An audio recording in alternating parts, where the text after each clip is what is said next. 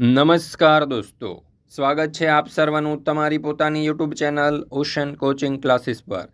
મિત્રો, ધોરણ 5ની જે પ્રોજેક્ટ પ્રવૃત્તિ બુક છે તે પ્રોજેક્ટ પ્રવૃત્તિ બુકની અંદર પ્રવૃત્તિ નંબર 17 મારું ગીતનું સંપૂર્ણ સોલ્યુશન આપણે આ વિડીયોની અંદર જોવાના છે. મિત્રો, ધોરણ 5ની જે પ્રોજેક્ટ પ્રવૃત્તિ બુક છે તે પ્રોજેક્ટ પ્રવૃત્તિ બુકની બધી જ પ્રવૃત્તિઓના સંપૂર્ણ સોલ્યુશનના વિડીયો અને પીડીએફ આપણી ચેનલ ઉપર મુકાઈ ચૂક્યા છે. આ વિડીયો અને પીડીએફનો અભ્યાસ કરવા માટેની લિંક તમને વિડીયોના ડિસ્ક્રિપ્શન બોક્સની અંદર મળી જશે. જરૂરથી તેનો અભ્યાસ કરી લેજો. સાથે સાથે આપણા વોટ્સઅપ ગ્રુપની અંદર પણ જરૂરથી જોડાઈ જજો, જેથી કરીને આ પ્રોજેક્ટ પ્રવૃત્તિ બુકની બધી જ પ્રવૃત્તિઓના સંપૂર્ણ સોલ્યુશનના વિડીયો અને પીડીએફની લિંક તમને વોટ્સઅપ પર પ્રાપ્ત થતી રહે. ચાલો તો શરૂ કરીએ પ્રોજેક્ટ પ્રવૃત્તિ બુકની પ્રવૃત્તિ નંબર 17 મારું ગીતનું સંપૂર્ણ સોલ્યુશન. જો અહીંયા કહ્યું છે કે આપના ગામમાં, ઘરમાં, આજુબાજુ, પડોશમાં તહેવારો, શુભ પ્રસંગોએ કે અન્ય ઉજવણીઓના સમયે તમે બાળપણથી લોકગીતો સાંભળ્યા હશે.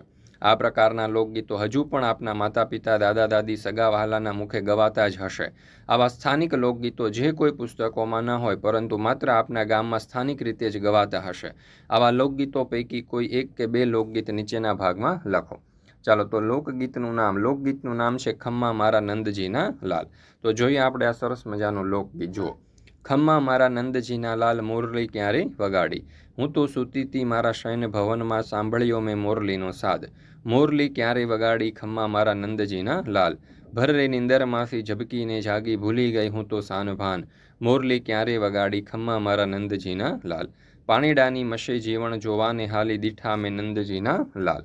મોરલી ક્યારે વગાડી, ખમ્મા મારા નંદજીના લાલ. દોણું લઈને ગૌ દોહાને બેઠી, નેત્રા લીધા હાથ. મોરલી ક્યારે વગાડી, ખમ્મા મારા નંદજીના લાલ.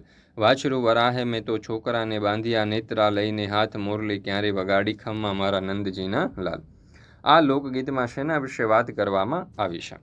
તો જુઓ, આ લોકગીતની શરૂઆતમાં રાધા અને કૃષ્ણની મોરલી સાંભળીને ઊંઘમાંથી જાગતી દર્શાવી છે. મોરલીનું મધુર સંગીત તેને એટલો મોહિત કરે છે કે તે પોતાનું ભાન ભૂલી જાય છે. ત્યારબાદ રાધા કૃષ્ણને શોધવા નીકળે છે. તે પાણી ભરવા માટે કૂવા તરફ જાય છે તો ત્યાં પણ તેને શ્રી કૃષ્ણ દેખાય છે. ગાય દોહવા બેસે છે તો ત્યાં પણ તેને શ્રી કૃષ્ણ દેખાય છે. રાધાને દરેક જગ્યાએ અને દરેક કામમાં શ્રી કૃષ્ણ દેખાય છે અને તેની વાંસળીના મધુર સૂર સંભળાય છે. આ કાવ્યમાં કૃષ્ણ પ્રત્યેની ભક્તિ, પ્રેમ અને કૃષ્ણના મધુર મોરલીના અવાજને સાંભળી રાધાના મનમાં ઉઠેલા આનંદ અને ઉત્સાહની લાગણીઓને વ્યક્ત કરવામાં આવી છે.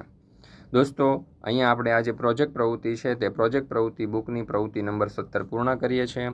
મિત્રો, આપણી આ ચેનલ ઉપર આ જે પ્રોજેક્ટ પ્રવૃત્તિ બુક છે તેની અંદર આપવામાં આવેલી બધી જ પ્રવૃત્તિઓના સંપૂર્ણ સોલ્યુશનની જે પીડીએફ છે તે મુકાઈ ચૂકી છે.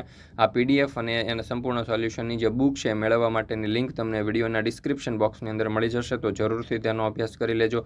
સાથે સાથે આપણા વોટ્સઅપ ગ્રુપની અંદર પણ જરૂરથી જોડાઈ જજો, જેથી કરીને આવનારી તમામ જે પીડીએફ છે તેની લિંક તમને વોટ્સઅપ પર પ્રાપ્ત થતી રહે. અહીંયા તમને કોન્ટેક્ટ નંબર આપેલો છે 990493 35 028.